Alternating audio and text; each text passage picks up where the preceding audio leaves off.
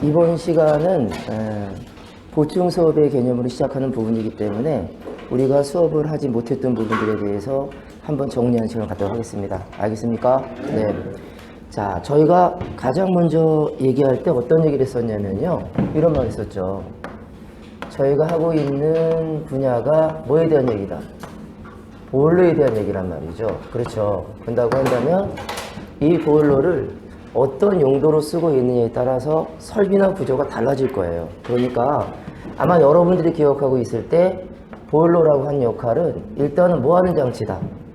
물을 끓인다라는 생각을 하고 있잖아요. 그죠? 물을 끓여서 뭐 하는 거죠? 맞습니다. 열을 만들어서 난방을 하게 된다는 얘기죠. 이 난방이라는 얘기는 실내 공간을 어떻게 만든다? 따뜻하게 만드는 거죠. 그쵸? 그 다음에 두 번째는 이 보일러가 난방을 하는 게 아니라 또 하나의 역할은 뭘 쓰게 만든다? 온수를 쓰게 만드니까 우리가 흔히 얘기하는 것처럼 온수를 만드는 과정을 뭐라고 한다? 급탕이란 말을 쓰게 됩니다. 이 온수를 만들어서 급탕을 쓰거나 난방을 하기 위해서는 반드시 이 기관에는요, 뭐가 필요하죠? 열을 전달하는 물질을 만들어야 하기 때문에 뭐가 필요하다? 열이 나와야 된다는 얘기죠. 이 열 자체가 우리가 알고 있는 것처럼 주로 온수 보일러 같은 경우에는 온수 형태로서 열을 전달하게 되고, 증기 보일러가 되더라도 온수를 뭐로 만든다? 증기로 만들기 때문에 증기나 온수와 같은 열 매체를 만들어내는 기관 장치가 뭐가 된다? 우리가 알고 있는 보일러가 되는 거죠. 그렇다고 한다면 열이라는 의미를 간단하게 생각을 해봐야 되겠죠. 자, 우리가 흔히 얘기해서 온수를 만들고 증기를 만든다는 얘기는 물을 끓인다는 얘기입니다. 물을 끓이려고 한다면 우리 집에서 가스불을 떼거나 기름을 떼겠죠. 그 열이 전달돼서 뭐가 발생한다? 에너지를 떼어서 열을 만든다고 한다면 우리가 흔히 얘기하는 열의 양이 많아야만이 난방도 할 수 있고 급탕도 할 수 있을 거 아닙니까? 이 열의 양을 많이 만들어내야만이 일을 할 수 있기 때문에 우리가 가장 먼저 열이라고 하는 단위에 대한 생각을 한번 해봐야 합니다. 그런데 크게 간단하게 얘기해서 우리가 흔히 얘기할 때 열이라고 하는 열량의 단위라는 게 있잖아요. 있습니까? 대부분의 열량의 단위는 난방을 할 때도 물을 사용하고 급탕을 할 때도 물을 사용하니까 기본적으로 뭘 쓰게 되냐면 대부분 어떤 거? 깨끗하고 순수한 무엇을 기준으로 한다는 얘기다? 물을 갖고 얘기를 하게 됩니다. 이 물을 뜨겁게 만드는 거죠. 물을 뜨겁게 만든다는 의미 자체는 물의 양에 따라서 열이 달라지기 때문에 열량은 뭐와 관계가 있다는 얘기야? 순수한 물이 얼마를 정하는가라고 하는 질량의 단위 1kg이라고 하는 기본 단위를 쓰게 됩니다. 순수한 물 얼마를 1kg을 뜨겁게 만든다? 물론 뜨겁게 만든다는 얘기 자체는 온도를 높이는 거니까 1kg을 기본 온도로 따진다고 하면 대략 몇 도 정도? 1도씨 정도를 뭐 한다고요? 올리는 거죠. 이렇게 바로 물을 1kg을 1도씨 올릴 때 들어간 열을 얘들 말로는 뭐라고 얘기한다? 얘를 얼마라고 한다? 1kcal라고 하는 말로 정의를 내렸단 말입니다. 따라서 뭐냐면 우리가 쓰고 있는 보일러가 온수나 증기를 만들어서 난방과 급탕을 하려고 한다면 이 열량 자체를 만들어낼 수밖에 없는데 공짜로 그냥 연료가 만들어지지 않는 거죠. 그러니까 뭐가 필요하냐면 물을 데피고 에너지를 만들기 위해서는 어떤 장치? 연료를 떼어주는 연소 장치가 필요할 거란 얘기죠. 그쵸? 그래서 바로 요 킬로칼로리라는 단위가 그냥 우리가 흔히 얘기하는 뭐의 단위가 된다? 열량의 단위가 되고 열량의 단위 기준은 1kg이라고 하는 물을 몇 도 높이는데 1도씨 정도 올리는데 소모되는 열의 양의 단위를 열량 또 뭐라고 한다? 킬로칼로리란 말 쓰겠죠. 다만 단위기가 바뀌다 보게 되면 이런 문제가 생기죠. 1g이라는 의미가 되겠죠. 1g. 1g 자체를 마찬가지로 기준 온도에서 몇 도 높인다라고 한다면 1도씨 정도 높인다라고 한다면 우리는 얘를 뭐라고 한다? 1kcal가 아니라 뭐라고 하죠? 칼로리란 말을 쓰게 되는 거니까 칼로리나 킬로칼로리나 모두 조건은 누가 기준이란 얘기죠? 순수한 물이죠. 이 물을 열을 떼워서 1kg을 1도씨 높이는 데 소비되는 열의 양을 칼로리라는 단위를 쓰게 된다는 얘기니까 아마 저 보일러는요 물을 뜨겁게 만들고 증기를 만들기 때문에 무엇을 만들어내는? 열을 만들어내는 기관장치가 될 거란 얘기지. 그래서 우리는 뭐라고 부른다? 보일러를 온수나 증기를 만들어내는 열매체를 만들어내는 무슨 장치라고 한다? 열적인 기관이란 말을 쓰게 됩니다. 그런데요, 기관의 뜻이 어떤 장치죠? 기계장치니까 이 기계장치란 얘기는 용량이라든가 능력이라든가 크기라든가 이런 조건이 필요할 거 아닙니까? 기계가 되기 때문에. 자, 그래서 우리가 이런 말을 쓰게 돼요. 보일러 자체는 열을 만들어내려고 한다면 첫 번째 뭐가 필요하냐면 물을 데핀단 말을 썼잖아요. 그죠? 이 물을 데피려고 한다면 주전자가 필요하고 냄비가 필요할 겁니다. 우리는 그 주전자나 냄비를 뭐라고 한다? 일명 본체란 말을 쓰게 되는 거죠. 자, 본체. 근데 이 본체라고 하는 것은 알고 계신 것처럼 안에 무엇이 들어간다? 물을 집어넣는 거야. 그런데 이 물을 집어넣어서 어떤 작용을 가하게 되냐면 이 안에서 물이 뭐로 바뀐다? 내가 원하는 온수가 되기도 하고요. 이 안에서 물이 뭐로 바뀐다? 증기로 바뀌어서 이 온수나 증기가 만들어지는 공간이 어디가 된다는 얘기죠? 본체라는 장치가 됩니다. 결과적으로 이 본체는 온도가 높아지고 증기로 바뀌면서 열을 받기 때문에 근본적인 조건이 필요해요. 어떤 거? 압력을 이겨내고 열을 이겨낸 재질이 돼야 한단 말입니다. 그래서 주로 뭐로 많이 만든다? 강철제로 많이 만드는데 강철제 구조 중 본체 구조로서 가장 적당한 구조는 자, 이 말 들었죠? 동일한 재질을 쓰고 있고 동일한 두께가 된다고 한다면 내부적인 압력을 가장 균일하게 완충할 수 있는 구조는 어떤 구조가 된다? 원통 구조가 되기 때문에 주로 본체의 구조는 원통으로 만들면서 첫 번째 만들어진 모든 보일러가 어떤 구조를 취하고 있다는 얘기죠? 원통을 취하고 있다는 얘기입니다. 이유는 하나밖에 없습니다. 강도상 뭐하기 때문에? 유리하기 때문이라는 얘기죠. 이 안에 집어넣어서 물이 온수가 되고 증기가 되려고 한다면 반드시 뭐가 필요하다는 얘기죠? 이 장치가 좀 필요하죠. 어떤 장치? 연소 장치가 필요합니다. 이 연소 장치에서 무엇을 주지 않는다고 한다면 열을 공급하지 않는다고 한다면 물이 스스로 온수가 되거나 스스로 증기가 되지 않는단 말이야. 결국은 어떤 장치 역할이 필요하다? 연소 장치인데 이 연소 장치란 얘기는 어떤 걸 얘기하죠? 맞아요. 연료가 있다라고 한다면 연료를 뭐 하는 거다? 때우는 장치가 되는 거죠. 연료를 때우는 연소 장치. 연료를 뭐 하는 거? 연소하는 장치를 묶어서 뭐라 부른다? 연소 장치란 말 부른다는 얘기는 이 안에서 우리가 알고 있는 모든 연료가 때워지는 거야. 말 그대로 석탄을 때운다라고 한다면 석탄 보일러가 되겠죠. 그리고 기름을 때운다고 한다면 기름 보일러가 될 것이고요. 여기서 무엇을 때운다? 가스를 때운다고 한다면 가스 보일러가 돼서 석탄이나 기름이나 가스처럼 열을 갖고 있는 연료를 때우는 장치가 뭐가 된다? 연소 장치가 되겠지. 얘를 떼어버리면 여기서 뭐가 나온다? 바로 맞아, 열이 나옵니다, 여러분들. 일명 무슨 열이 나오죠? 연소열이 나오면 이 연소열을 어디로 전달하는 거야? 본체 속에 들어있는 어디로 전달한다? 물로 전달하고 물이 온수가 되고 물이 증기가 돼서 이 열적인 에너지를 누가 우리가 쓸 수 있도록 사용하게 만들어주는 기관 장치가 뭐다? 보일러란 얘기입니다. 그렇다고 한다면 여기서 열이 생겼잖아요. 맞습니까? 근데 이 열 자체를 다시 우리가 뭐로 사용한다? 열로 쓰려고 한다면 열적 에너지가 열적 에너지 그대로 전달되기 때문에 열의 전달 효율이 높을 수밖에 없죠, 여러분들. 그래서 말은 뭐냐면 에너지라고 하는 것은 본연의 에너지를 쓰는 게 좋아. 얘를 다른 형태로 변환하거나 바꿔주는 과정이 있다고 한다면 다른 말 얘기한다고 한다면 기관을 거치는 시간이 걸리게 된다고 한다면 열은 손실이 생긴다 안 생긴다? 생기기 때문에 열을 만들 거라고 한다면 연료라는 열적 에너지를 떼어서 그대로 뭐로 전달한다? 온수로 전달하게 되면 얘가 난방이 되기도 하고 급탕이 되기도 해서 우리가 쓸 수 있는 난방과 급탕을 모두 활용할 수 있겠죠, 여러분들. 그러니까 이 열을 만들 때 연료를 때우는 이유가 바로 뭐다? 바로 얘는요, 때우면 무슨 에너지가 돼버린다? 그대로 열 에너지가 되잖아. 석탄 타면 뜨거워지잖아, 여러분들. 그걸 이용하기 위해서 바로 연소장치에서는 연료를 때운다고 보시면 됩니다. 되겠습니까? 예. 자, 그렇다고 한다면 여기서 우리가 기억해야 될 게 하나가 있는데요. 석탄과 기름과 가스 모두 뭐다? 우리가 얘기한 연료란 얘기죠. 문제는 석탄이라고 하는 것은 상태가 어떤 상태가 된다? 고체 상태가 된단 말이야. 기름이라고 한다면 어떤 연료가 되죠? 액체가 되겠죠. 가스라고 한다면 기체 연료가 될 건데 이러한 기체나 액체나 고체 연료 모두 연료가 되긴 하지만 나름대로의 뭐가 있다? 특징이 있단 말이야. 특히 이 고체 연료 같은 경우에는요, 뭐가 많이 들어있다고 봐야 된다, 여러분들. 얘를 떼우면 반드시 재가 생기잖아. 재가 생긴다는 의미 자체는 고체 연료를 떼우는 연소 장치는 재를 받아내거나 재를 청소하거나 재를 담아놓을 수 있는 그런 설비가 부가적으로 필요하다는 얘기야. 결과적으로는 뭐가 된다? 설비가 커질 수밖에 없죠, 여러분들. 그런데 불구하고 열을 내는 에너지는 작아요, 여러분들. 그 다음에 우리가 얘기하는 액체 기름 연료는요, 어떤 형태가 됩니까? 얘는 재를 남긴다, 안 남긴다?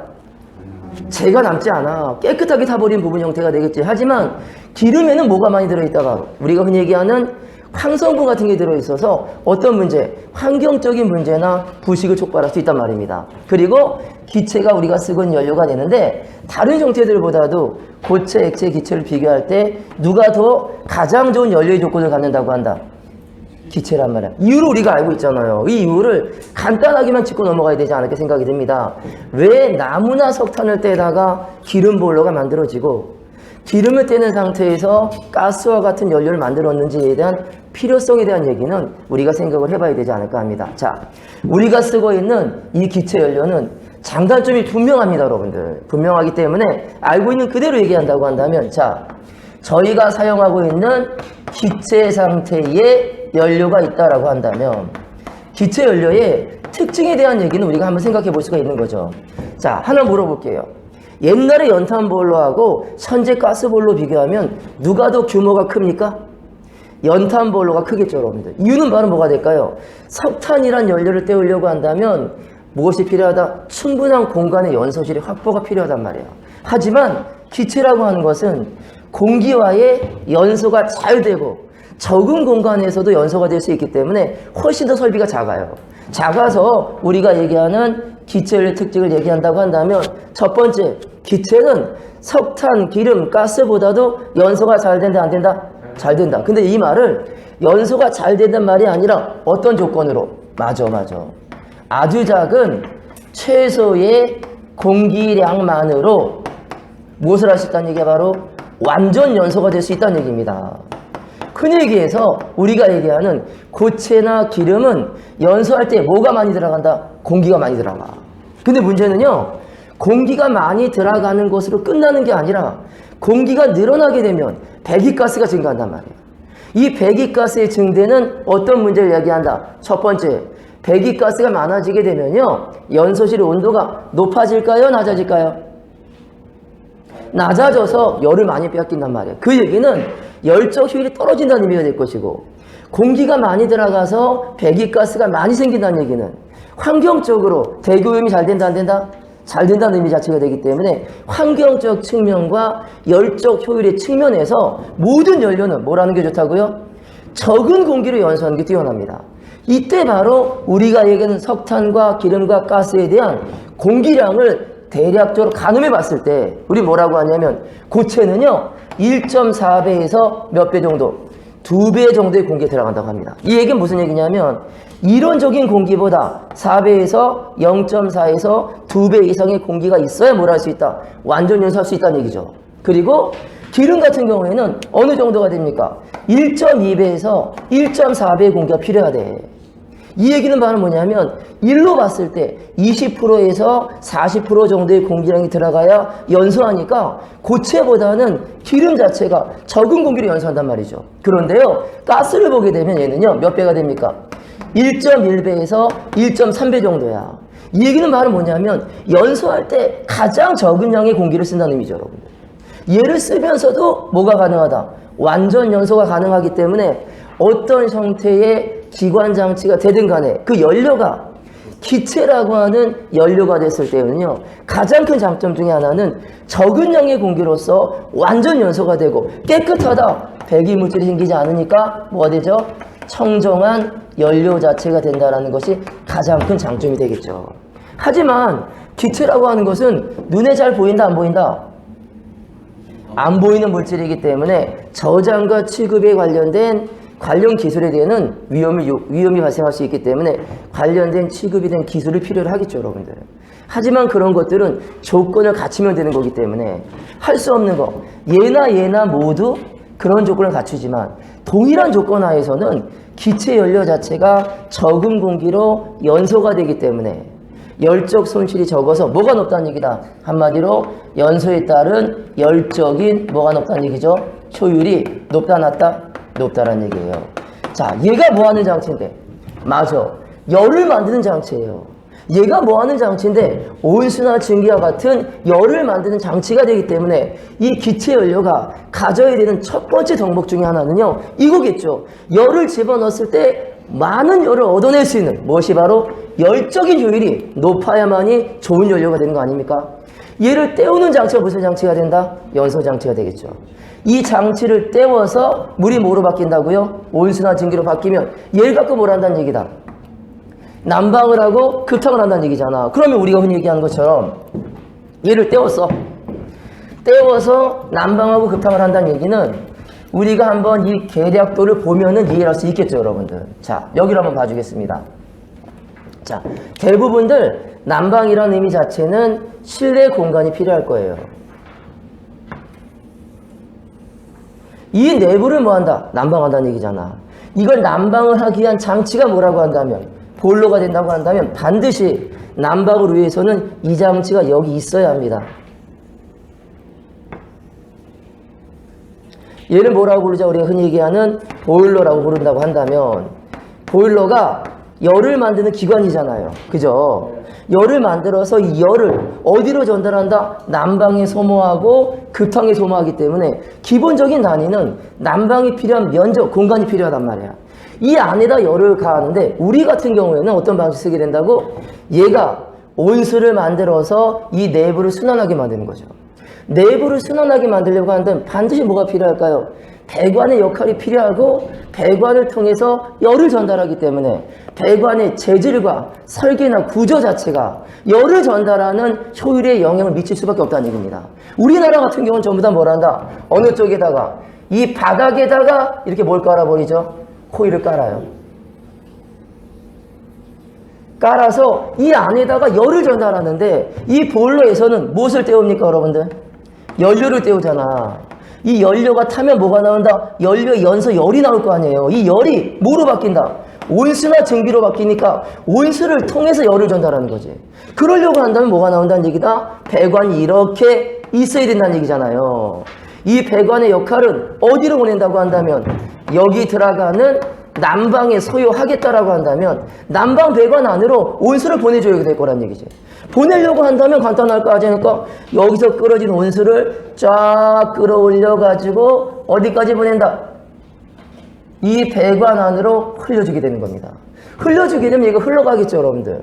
흘러가는데 흘러가는 공간 안에는 실내 공간 안에 뭐가 존재한다? 공기가 존재하겠지. 이 공기는 이 온수보다 온도가 낮을 거죠.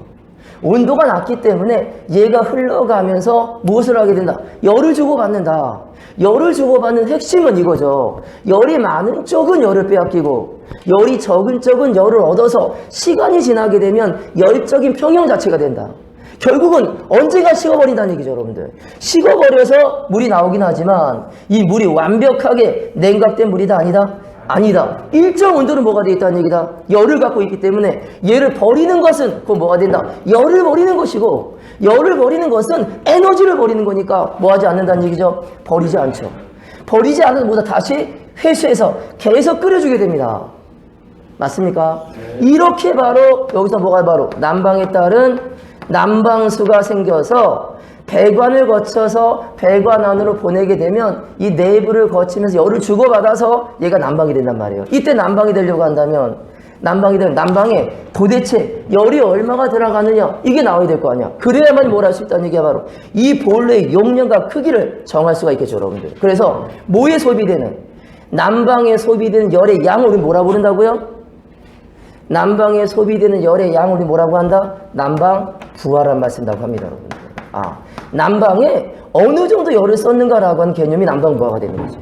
그렇다고 한다면 난방부하가 있어야만이 난방이 되겠죠. 난방이 돼서 식은물이 내려오는데 문제점이 생겼어요. 어떤 문제가 생기냐면 이 물은 열을 빼앗겼잖아요, 여러분들. 그죠? 열을 빼앗기면 운동력이 늘었을까요? 줄었을까요? 줄었을 거야. 운동력이 줄었기 때문에 자연적 환수가 잘 된다, 안 된다? 안 되니까 어디 라인에는 요 난방 라인과 보일러 사이에는 에너지를 빼앗기고 열을 빼앗기고 힘을 빼앗긴 환수되는 난방수를 끌어들이기 위해서 누구의 도움이 필요하다? 기계장치의 도움이 필요하다는 얘기잖아요. 뭘 달아준다? 여기다 바로 펌프를 하나 달아준다고 한다면 좋지 않을까 합니다. 어떤 조건에서 밀도차가 작아지고 비중차가 작아지고 에너지가 떨어졌을 때 자연순환이 되지 않을 때 순환력을 증가하는 장치. 어떤 장치? 펌프를 통해서 얘를 끌어서 계속 순환하게 됩니다. 이 순환되는 구조 자체는 열린 구조가 아니라 닫혀있는 폐구조가 되기 때문에요. 어느 조건이 아니라고 한다면 내가 일부러 물을 빼지 않는 이상은 이 물은 빠진다 안 빠진다? 안 빠지겠죠. 근데 문제는 바로 뭐다? 여기 관이 뭐로 되어 있다고 한다면 금속 배관이라고 한다면 계속 쓰게 되면 녹이 쓰지 않을까요, 여러분들? 녹이 쓸어서 찌꺼기가 들어간다고 한다면 이 찌꺼기 자체가 순환을 방해하고 이 찌꺼기 자체가 열의 전달을 방해하기 때문에 우리가 항상 뭘 하게 된다? 일정 기간 자체가 지나게 되면 배관을 닦아주는 과정을 거치게 됩니다. 우리는 앞으로 배우게 되긴 하겠지만 배관 안에 들어있는 녹이라든가 슬러지라든가 찌꺼기라든가 이런 것들 청소하는 과정 자체를 뭐라고 한다? 우리는 세관이란 말을 써요. 뭐라고 한다? 세관. 세관을 하게 되면 여러분들 뭐가 제거된다? 녹이 제거돼. 불순물이 제거되니까 물이 잘 흐른다 안 흐른다? 잘 흐르겠지. 물이 잘 흐른다는 의미 자체는 열 전달이 잘 된다 안 된다? 잘 된다는 의미니까 열 전달을 높이고 순환을 양호하게 만들고 설비를 깨끗하게 유지보호하기 위해서는 꼭 뭐가 필요하다고요? 세관이 필요한데 이 세관의 역할은 닦아내는 의미가 아니라 보일러의 성능과 효율을 높이는 데 목적이 있는 거죠, 여러분. 얘를 하지 않으면 성능이 떨어져. 열이 전달되지 않으니까. 얘를 하지 않으면 뭐가 된다? 열의 순환이 물의 순환이 되지 않아서 보일러의 전체적인 효율이 떨어지는 문제 때문에 세관은 꼭 해줘야 합니다. 그래서 우리가 가정집 보일러 같은 경우도요, 오래 쓰다 보게 되면 보일러를 열심히 돌아도 방이 뜨겁다 안 뜨겁다? 따뜻하지가 않아. 이유가 뭐가 될까요? 이 밀폐된 구조 안에서 금속이 녹아서 녹이 쓸어서 찌꺼기가 쌓여 있는 거야. 얘가 있으면 온수 순환 안 되겠죠. 얘가 있으면 뭐가 된다는 얘기야? 열 전달 안 되니까 성능이 떨어져서 뭐 하게 되면 배관 청소 한번 해주고 나면요, 뜨거워진다 안 뜨거워진다? 뜨거워지는 것처럼 이런 구조가 되기 때문에 이 밀폐된 구조가 돼서 뭐가 필요하다고 봐야 된다? 세관이 있어야 된다는 얘기죠. 일정 기간 안에 찌꺼기를 걸러낼 수 있는 이 과정이 필요하다는 얘기입니다. 이 목적이 바로 뭐냐면 보일러의 난방이 첫 번째 목적이라는 얘기죠. 그러려고 하는 이 보일러는 난방을 감당할 수 있는 열을 갖고 있어야 하잖아. 그럼 보일러의 열량은 무엇을 먼저 확보해야 된다? 난방 부하를 감당할 수 있어야 한다는 얘기고, 두 번째로 뭐라고 얘기했었죠? 급탕을 한다면요, 그죠? 급탕이란 말은 물을 뭐 한다? 끓인다는 의미니까 어디에다가? 보일러 바깥쪽에다가 뭐가 되는 탱크를 하나 만드는 거죠. 이 탱크를 만들어서 탱크에다 뭐라고 하냐, 우리말로는 온수 탱크란 말을 쓰게 됩니다. 이 온수 탱크 안에는 끓여진 뭐가 보관된다고? 온수가 보관되는 거지. 결국은 보일러가 공급한 역할은 두 개의 배관에서 나간다고 봐야 되겠죠. 요 배관은 난방에 들어간 온수를 공급하고, 요 배관은 뭐에 공급을 한다? 온수를 만든 어떤 거? 급탕에 쓰이기 때문에 얘를 우리 무슨 관이라고 불러도 괜찮죠? 급탕관이란 말을 불러도 괜찮겠죠, 여러분들. 이 급탕관 자체를 거쳐서 이 안에 물이 들어가면 이 안에는 뭐가 저장되는 거다? 온수가 저장된단 말입니다. 여러분, 근데요, 이 온수는 물이잖아요, 여러분. 그렇죠? 물인데 온수란 얘기는 온도가 높아졌다 낮아졌다? 높은 물이란 얘기니까 이 온수 저장 탱크 안에는 온수가 들어있지만 사실은 뭐가 들어있는 거야? 열매체가 들어있는 거죠, 여러분들. 이 열매체를 저장하고 있다가 뭐 한다는 얘기냐면 내가 원할 때 배관을 열어서 한쪽으로는 욕실로 보내주거나 또 한쪽으로는 세면대나 주방으로 보내서 목욕을 하거나 그릇을 닦을 때 이 온수를 쓰게 만드는 거죠. 결국은 여러분이 알고 있는 그대로 보일러의 목적 자체가 난방과 급탕이라고 한다면 우리가 선택해야 될 보일러의 용량은 무엇을 감당할 수 있어야 한다는 얘기야. 난방에 소요되는 열과 무엇을 갖다가 급탕에서는 열을 모두 감당할 수 있는 충분한 용량의 보일러가 되어야 된다는 얘기죠. 그렇다고 한다면 여기서 얘기할 때 난방 부하라는 개념은 난방에 쓰이는 열이고, 그러면 이 온수를 만드는 것은 뭐라고 부르면 될까요, 여러분들? 이 관이 무슨 배관이니까?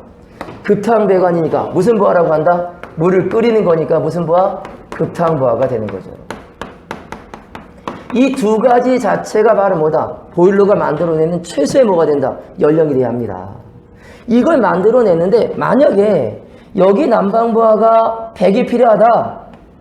여기 급탕부하가 100이 필요한데 이 보일러의 용량 자체가 150짜리가 된다고 한다면 난방 될까요? 안 될까요? 안 되겠죠. 급탕 될까요? 안 될까요? 안 되겠죠. 왜 그럴까요? 적당한 용량의 보일러 선택하지 못했다는 얘기니까 뭐가 잘못됐다는 얘기야 바로 전체적인 난방 설계가 안 됐다는 얘기잖아요. 우리가 보일러를 배우는 첫 번째 목적이 바로 뭐냐면 난방 설계를 하기 위해서 적당한 보일러의 무엇을 갖다가 용량을 결정해 줘야 합니다. 이것이 첫 번째 핵심이거든요. 그렇다고 한다면 우리가 알고 있는 것처럼 이런 보일러에 용량이란 말을 쓰지 않을 수가 없는데 매번 우리가 알고 있는 것처럼 중요한 단어 중에 하나가 됩니다. 자, 보일러라는 장치는 열을 만드는 거예요. 열을 만들기 때문에 얘 뭐가 나온다? 용량이 정해져야 합니다. 적당한 용량을 결정하지 않으면 난방이나 급탕의 효과를 볼 수가 없기 때문에 무엇을 하기 위해서? 난방을 설계하기 위해서, 급탕을 설계하기 위해서는 첫 번째 전제 조건이 뭐가 돼야 된다? 무엇을 구해야 된다고 여러분들? 보일러의 무엇을? 용량을 결정하는 게 가장 중요합니다. 그렇다고 한다면 보일러 용량의 결정이라는 얘기는 뭐로 만들 수밖에 없다? 하나의 용어로서 정의할 수밖에 없다는 얘기죠. 자, 만약에 얘가 무슨 보일러죠? 온수 보일러입니다. 이 온수 보일러가 난방과 급탕을 하기 위해서는 뭐가 필요하다? 난방에 소모되는 열, 무슨 부하? 난방부하가 필요하고 급탕에 들어간 열, 무슨 부하? 급탕부하가 필요하다고 한다면 이 온수 보일러는 얘와 얘를 합한 능력이 돼야 될 거 아니야. 그래서 아주 예전부터 뭘 쓰게 되냐면 보일러가 얘를 보내잖아요. 보냅니까? 보내면 여기를 거치잖아요. 여기를 거치면서 뭐가 되기 때문에 열을 주고 받기 때문에 아주 옛날에는 보일러에 무엇을 갖다가 용량을 갖다가 뭐로 결정했다? 첫 번째 바로 뭐다? 그렇죠. 그 누가 뭐라고 해도 전열하는 면적 자체가 됩니다. 그리고 우리가 알고 있는 전열 면적은 이 단위가 되겠죠. 무슨 얘기일까요? 열가스와 물이 만나는 면적, 열과 공기가 만나는 면적, 한마디로 이 바닥의 면적 자체가 뭐가 된다? 보일러 용량을 결정한다는 얘기죠. 왜? 얘를 보면요, 얘가 촘촘하게 깔려 있으면 보일러가 커져야 될 거 아니에요. 그것처럼 말은 뭐냐면 가장 먼저 전열 면적을 쓰게 된다고 합니다. 자, 뭐가 기준이라고? 전열 면적인데 우리는 이미 전열 면적을 배웠다 안 배웠다? 알고 있을 거야. 자, 먼저 대답해 볼게요. 원통 구조 보일러 중에서 노통이 있습니다. 있습니까? 원통 구조 보일러 중에서 연관이 있습니다. 또 원통 보일러가 아니라 고압용의 수관형 보일러 중에서 수관이 있다라고 한다면 수관과 연관과 노통은 전부 뭐로 봐야 된다? 열을 전달은 뭐로 봐야 된다? 전열 면적을 봐야 되죠. 이유는 뭘까요? 자, 노통은 내부에 뭐가 들어있습니까? 내부에 열가스가 들어있잖아요. 노통 내부에는. 그리고 반대로 노통은 외부에 뭐가 있다는 얘기죠? 물이 있어서 이 물과 열가스가 열을 주고받아서 물의 온도를 높이는 거야. 그 뜨거워진 물이 뭘 한다고요? 난방을 하기 때문에 노통의 면적이 곧 뭐가 돼야 된다? 열을 전달하는 전열 면적이고 얘가 클수록 면적이 커질수록 용량은 증가한다는 얘기죠, 여러분들. 자, 또 우리가 알고 있는 연관 있습니까? 자, 연관 보일러를 볼 때 연관의 내부는 똑같이 뭐가 흘러 들어갑니까? 열이 들어가죠? 그리고 연관의 외부에는 뭐가 존재합니까? 여기는 물이 있죠. 얘도 마찬가지로 뭐가 된다? 연관 또한 노통과 동일하게 열과 물의 무엇을 갖다가 열을 주고받는 뭐로 봐야 된다? 전열 면적이니까 연관이 촘촘하게 많이 깔려 있다라고 한다면 그 보일러는 높은 용량의 보일러가 필요하다는 의미가 되겠죠. 그 다음에 수관은 반대입니다. 수관은 내부에 뭐가 들어있습니까? 내부에 수관이니까 물이 들어있잖아. 물이 들어있어요. 그리고 반대로 수관은 외부에 뭐가 들어있습니까? 열이 들어있다라고 한다면 얘 같은 경우 말은 뭐다? 수관 보일러는 바깥에 열을 가는 구조잖아. 어찌됐든 간에 바깥쪽의 열과 안쪽의 물, 안쪽의 열과 바깥쪽의 물, 열과 물이 만나는 면적이 뭐가 된다는 얘기가 바로 전열 면적이 되기 때문에 우리가 흔히 얘기하는 전열 면적의 개념은 이렇게 표현할 수 있는 거죠. 자, 어디에서 얘기한다고 한다면 얘가 온수 보일러가 되고 얘가 증기 보일러가 되고 보일러 입장이라고 한다면 보일러에서는요 전열 면적을 이렇게 부릅니다. 뭐라 부른다는 얘기냐면 수간을 얘기하고 연관을 얘기하고 수간의 면적을 얘기하는데 조건이 동일해. 어떤 거? 뭐와 열가스와 누가? 물이 뭐 하는 것? 만나는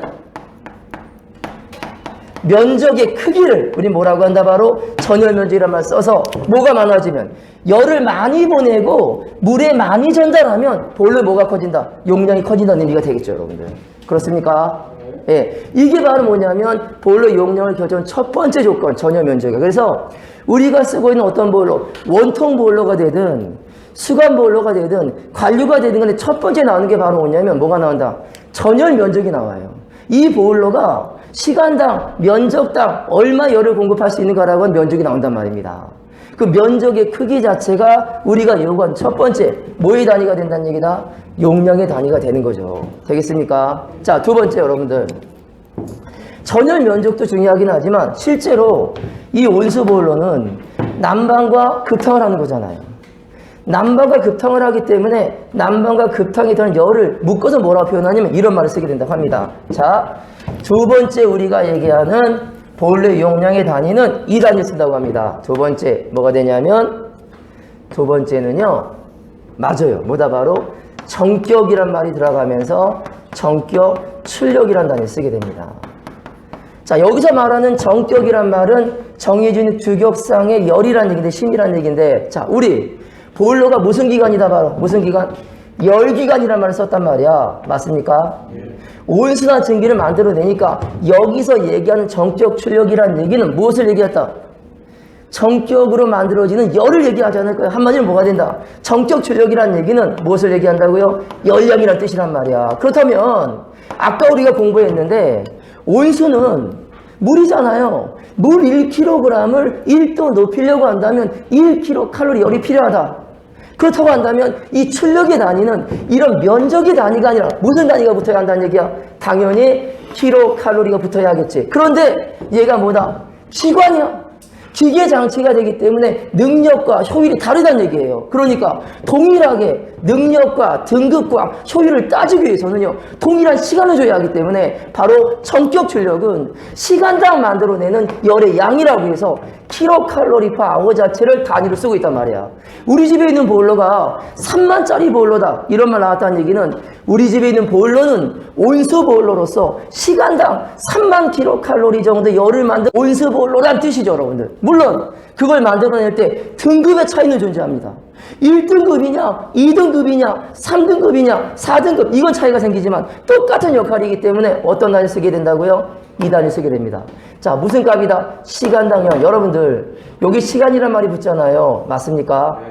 달리기를 하는데 여러분들 0m부터 100m까지 달리는 거야. 달릴 때 동일하게 딱 출발하잖아. 그 얘기 말은 뭐냐면 짧은 시간 안에 많은 열을 만들어낸다. 짧은 시간 안에 많은 일을 할 수 있다라고 한다면 그 기계나 그 장치는 성능이 뛰어난 거니까 기준을 정하기 위해서 열량의 단위에다 무엇을 쓰고 있다? 바로 시간의 단위를 부과하는 거죠, 여러분들. 따라서 여러분 집에 있는 것 중에서 이런 말을 쓰게 됩니다. 정격 출력이라고 하는 것은 무엇을 얘기하는 거냐면 어떤 보일러에 쓰인다고 했느냐? 반드시 온수 보일러 용량 단위야. 무슨 보일러? 그럼 아까 우리가 뭐라고 했다? 온수 보일러는 어떤 열이 필요하다? 첫 번째, 난방이 필요하다. 무슨 부하? 난방 부하가 들어가겠죠. 근데 여기도 생각하는 것처럼 아까 난방을 하기 위해서 배관안으로 온수를 보냈잖아요. 온수를 보내니까 이놈의 단위도 뭐가 돼야 된다? 이 단위가 돼야 되겠지. 그 다음에 두 번째는 난방 부하 플러스 뭐가 된다? 온수를 만들어 급탕을 만들잖아. 급탕을 만들려고 한다면 무슨 부하가 필요하다는 얘기죠? 급탕 부하가 필요할 거란 얘기입니다. 이런 급탕 부하 자체는 뭐냐면 시간당 열을 가해야만이 온수가 만들어지기 때문에 보일러 용량 중에서 온수 보일러는요 난방에 필요한 열량과 급탕에 필요한 열량을 감당할 수 있는 능력의 단위가 뭐가 된다는 얘기죠? 온수 보일러 용량 단위 뭐가 된다? 정격 출력이 되는 거야. 결국은 이 정격 출력은 모든 보일러마다 나와 있다 안 나와 있다? 나와 있는데 여기 뭐라고 돼 있죠, 여러분들? 이게 기본적인 단위야, 사실은요. 하지만 킬로칼로리라는 의미 자체가 열이란 단위잖아요, 여러분들. 맞습니까? 하지만 우리가 쓰고 있는 열의 단위 형태를 뭐로 변환할 수 있다? 동력의 단위로 변환할 수 있으니까 어떤 표현은 이거 대신 뭐가 나오기도 한다? 킬로와트 뭐 이런 게 나오기도 하겠지만 일반적으로 온수보일러는 난방부하나 급탕부하를 포함한 용량을 가지고 뭐다? 이 전격 출력이 뭘 한다고요? 이를 결정하게 돼요. 문제는 난방과 급탕을 포함해서 용량을 결정하잖아요. 하지만 여기는 뭐가 필요하다? 문제점이 하나가 있는 거지. 자, 이 온수가 배관을 타고 흘러간단 말입니다. 온수가 저장 등급에 보관되기 때문에 보관되어 있는 온수의 온도가 떨어지기도 하고 배관을 거치면서 열적인 손실이 올 수 있기 때문에 요거 두 개만 가지고는 완벽한 능력을 보유할 수가 없다는 얘기죠. 뭐가 필요할까요? 외부로 빠져나가는 열적 손실을 잡아줘야 한다는 얘기고, 두 번째는 냉각된 보일러가 정상 가동할 수 있도록 정적이 될 수 있도록 뭐가 필요하다? 예율이 필요하기 때문에 요 안에는 좀 더 많은 양이 필요할 수밖에 없어. 그렇다고 한다면 우리가 기억하고 있는 것 중에 하나, 급탕부하가 들어가면서 뭐라 불러야 한다? 배관을 통해서 외부로 빠져나가는 열적인 손실, 얘를 뭐라 부르죠? 배관을 통해서 외부로 빠져나간 열 손실. 얘를 뭐라고 한다? 우리는 배관부하라는 말을 쓰게 돼요. 무슨 부하? 배관부하. 그럼 이 배관부하라고 하는 것은 배관을 통해서 빠져나온 열적 손실을 의미하잖아. 얘를 포함한다고 한다면 무엇까지 있다는 얘기야? 외부적인 손실까지 고려하기 때문에 제대로 된 보일러 용량의 선택이겠죠, 여러분들. 하지만 여기다가 무엇을 포함하기도 한다? 냉각된 보일러가 뭐가 된다고요? 일정 온도로 예열되어야 되잖아요. 일정 온도가 돼서 정격 상태가 되기 위해서는 열이 필요합니다. 그 열을 뭐라고 부른다고? 우리는 시동이란 말을 쓰거나 예율이란 말을 써서 무슨 부하라고 한다? 시동부하란 말을 써서 이런 시동부하와 배관부하와 급탕부하와 난방부하로 결정되는 게 여러분 댁에 있는 온수보일러의 무슨 단위가 된다? 용량 단위, 전격 출력입니다. 따라서 집엔 전부 다 뭐가 되어 있다는 얘기야? 전격 출력이라는 단위로서 용량이 표시되어 있어요. 그 용량 안에는 여러분 집의 면적에 맞는 난방에 쏘인 열을 가감했고요. 여러분 저장 탱크에 들어있는 온수량까지 포함하고요. 거기에다가 외부로 빠져나가는 약간의 손실까지도 고려해서 만들어진 게 바로 뭐냐면 온수보일러의 용량 단위 뭐가 된다? 전격 출력 자체가 됩니다. 되겠습니까? 자, 이번에는 이 보일러가 어떤 보일러가 된다? 증기보일러가 되는 거야. 증기보일러가 된다고 한다면 증기보일러는 무엇을 많이 만들어야 합니까? 증기보일러는 증기를 많이 만들어야 하기 때문에 증기보일러의 용량의 단위는요, 예를 씁니다. 어떤 거? 상당 증발량이라는 말을 쓰게 돼요. 뭐라고 한다고요? 상당 증발량이다. 그런데 상당 증발량도 마찬가지로 무엇을 만드는 거예요, 얘는요? 온수가 아니라 증발이니까 증기를 만드는 거잖아요, 여러분들. 근데 증기는 뭐로 따질까? 몇 톤, 몇 킬로 이런 말 따지기 때문에 상당 증발량의 단위는 킬로그램의 단위를 쓰게 됩니다. 무슨 단위 쓴다고요? 킬로그램. 하지만 이 증기보일러도 기관 장치가 되기 때문에 성능을 비교하기 위해서는 뭐가 필요하다? 그렇지. 시간적인 단위가 필요해서 상당 증발량은 증기보일러가 시간당 몇 킬로그램의 증기를 뽑아내느냐라고 하는 증기보일러의 무슨 단위를 얘기한다고요? 용량의 단위를 뭐라고 한다? 상당 증발량을 말 쓰게 됩니다. 그렇다고 한다면 이 상당 증발량이 증기를 만든 양을 얘기하잖아요, 여러분들. 근데 증기를 만드는데 조건이 있다는 거야. 바로 뭐냐면 상당 증발량의 정의가 중요합니다. 뭐냐면 어떤 보일러가 증기보일러가 있는데 증기보일러가 100도씨 정도의 뭐가 존재한다? 물이 있다고 합니다, 여러분들. 100도씨의 물을 무엇으로? 100도씨의 증기로 만드는 거죠. 그 여기서 말하는 것처럼 100도씨의 물을 뭐로 만든다고요? 100도로 증기로 만들려고 한다면 뭐가 필요할까, 여러분들? 열이 필요하겠지. 열을 집어넣어서 100도씨의 물을 100도씨의 증기로 조건상 이 보일러는 시간당 얼마를 몇 킬로그램 자체를 갖다가 만들어내는 생산할 수 있는 능력의 보일러가 가지는 단위가 우리가 얘기하는 증기보일러 용량의 단위 뭐가 된다? 상당 증발량이 되는 거죠. 따라서 증기보일러는 증기를 많이 만들수록 용량이 큰 거라는 얘기죠, 여러분들. 이제 보일러 앞에 단위가 뭐 아니고 10톤당 아워의 용량을 갖고 있다는 얘기는 어떤 걸 의미한다는 얘기죠? 이 보일러는 시간당 100도씨 물을 100도씨 증기로 전기로 얼마 만들 수 있다는 얘기 10톤이니까 얼마? 1톤이 1000kg 아닙니까? 그죠? 이건 10톤 얼마가 되는 거예요, 여러분?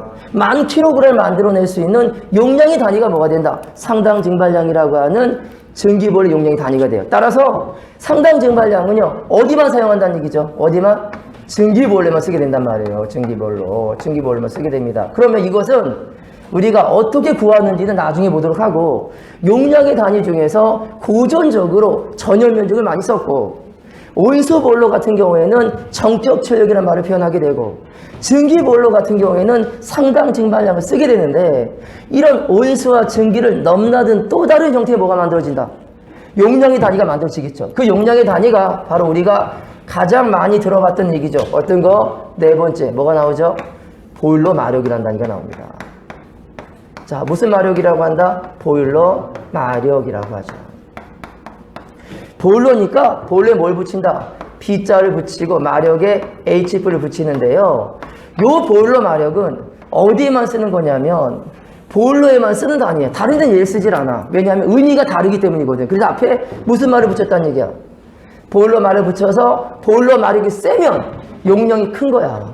보일러 마력이 작으면 용량이 줄어들기 때문에 보일러 마력이라고 하는 것은 보일러에 온수와 전기 보일러를 넘나들면서 용량을 결정한 단위가 얘가 되는 겁니다.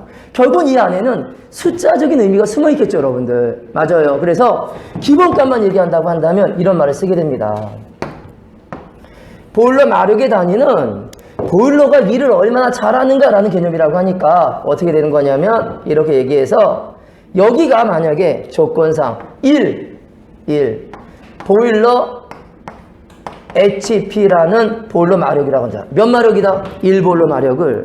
제가 무슨 말을 써서 이 말은, 이 보일러 마력은 어느 보일러에서도, 온수 보일러에서 쓸 수 있고 어디에서도 전기도 쓸 수 있다는 얘기는, 자, 기억을 해볼게요. 만약에 얘가 우리가 온수 보일러는 용량의 단위를 뭘 씁니까? 온수 보일러는 정격 출력을 쓰잖아. 그렇다고 한다면 이 정격 출력이라고 하는 온수보일러 용량 단위를 따졌을 때 1보일러 마력을 할 수 있는 양은요, 이 정도라는 거예요. 얼마냐면 여러분, 계산하게 되면 8435 8435 kcal per hour. 뭐가 붙어 있다는 얘기야? 바로 요 놈이 붙어 있다는 얘기는 뭐가 된다는 얘기죠? 정적 출력이라는 얘기죠, 여러분들. 1보일러 마력은 연량으로 얼마가 된다? 8435야. 그런데 얘가 어디서 쓸 수 있다고요? 전기로 쓸 수 있으면 뭐가 나야 된다? 그렇지, 상당 증발량 나와야 되잖아요, 여러분들. 왜? 전기보일러 용량 단위 뭐니까? 상당 증발량. 이 상당 증발량으로 1보일러 마력은 시간당 전기를 얼마 만들 수 있다? 그렇다고 합니다. 얼마냐? 얘는요 15.65 kg per hour의 단위에 전기를 만들 수 있다는 얘기야. 결국은 보일러 마력은 보일러의 뭐의 단위다? 사실로 따지면 동력의 단위죠, 여러분들. 동력은 일을 하는 거니까 보일러가 일을 하는 것은 얘가 셀수록 용량이 커지는 거잖아. 이때 1마력 안에는 두 가지 숫자가 숨어 있다. 온수로 따진다고 한다면 시간당 정격 출력을 얼마 만들 수 있다고요? 8435kcal. 자, 그리고 얘가 전기볼로 따진다고 한다면 시간당 상당 증발량을 얼마를 만들 수 있다? 15.65kg/h를 만들어낼 수 있는 온수와 전기에 동일하게 쓰이는 용량의 단위가 뭐가 된다? 보일러 마력이 되는 거죠. 물론 이 말은 숫자적인 의미가 개념이 있긴 하겠지만 일단 첫 번째 우리 뭐다? 용량이라는 개념을 생각할 때 이 단위가 나왔다, 이 단위가 나왔다, 이거는 상당 증발량의 단위구나. 얘가 나오면 정격 출력의 단위구나. 면적이 나오면 용량의 단위구나라고 해서 보일러의 용량을 결정하는 단위는 딱 네 가지가 있다는 얘기입니다. 첫 번째, 뭐에 달린다고요? 면적. 두 번째 뭐가 됩니까? 온수보일러 뭐에 사용한다? 정격 출력. 세 번째, 전기보일러 뭐에 사용한다? 상당 증발량. 그리고 전기나 온수를 모두 쓸 수 있다. 누가 된다? 보일러 마력. 이 네 가지가 바로 뭐냐면 보일러의 무엇을 결정하는? 용량을 결정하는 중요 요소가 됩니다. 자, 이것이 중요한 이유가 하나가 있어요. 우리가 난방을 설계해야 합니다. 난방을 설계하기 위해서는 적당한 용량의 보일러를 선택하지 않으면 난방은 실패할 수밖에 없어. 연료를 때워도 뜨겁지가 않아요. 보일러를 가동해도 온수가 나오지 않는다고 한다면 설계 자체가 잘못됐다는 얘기잖아요. 그 이유 중에 하나는요. 뭐가 문제가 된다고? 이 용량을 제대로 뭐하지 않았다. 결정하고 올바르게 선택하지 못했기 때문에 만들어지는 문제가 된다는 얘기야. 그래서 이것을 뭐하기 위해서? 이것을 줄이고 만들어내기 위해서 우리는 정확하게 무엇의 기능을 알아야 된다고요? 용량의 크기를 반드시 알아야 합니다. 이거는. 자, 하나 물어볼게요. 상당 증발량이 큰 보일러는 센 보일러야, 약한 보일러야? 강한 보일러야. 용량이 큰 보일러가 되는 것이고, 마력수가 큰 보일러는 강한 보일러야, 센 보일러야? 강하고 일을 많이 하는 보일러라는 의미잖아요. 그렇다고 하면 내가 전기가 많이 필요하고 열이 많이 필요하고 에너지가 많이 필요하다고 한다면 용량이 큰 보일러를 만들어야 하는데 너무 커버리면 손실 올 거 아닙니까? 바로 적당한 용량을 결정할 수 있도록 용량이 중요할 수밖에 없습니다. 바로 우리가 이번 시간에 기억해야 될 부분은 첫 번째가 되는 거죠. 보일러에 뭐가 된다? 역할. 그 역할이 난방과 급탕이라고 한다면 보일러가 감당할 수 있는 난방을 하고 급탕을 하기 위해서는 어떤 크기의 용량을 가져야 하는가? 그 용량의 단위로서 온수 보일러는 전격 출력, 전기 보일러는 상당 증발량, 그리고 온수와 전기를 넘나드는 보일러 마력. 아주 예전부터 쓰는 뭐가 된다? 전혀 면적 자체가 우리가 얘기하는 용량을 결정하는 요소, 표시 단위가 된다는 의미입니다. 맞습니까? 따라서 보일러에 뭐가 붙어 있다? 이 단위가 붙어 있으면 이거 뭐의 단위죠? 이거는 전격 출력의 단위야. 용량을 얘기하는 것이고요. 전기 보일러에 이 단위가 붙어 있으면 뭐가 된다? 용량, 상당 증발량의 단위라고 해서 전기 보일러에 무엇을 갖다가 크기를 결정하는 요소가 된다는 얘기죠. 되겠습니까? 자, 오늘은 여기까지 하겠습니다.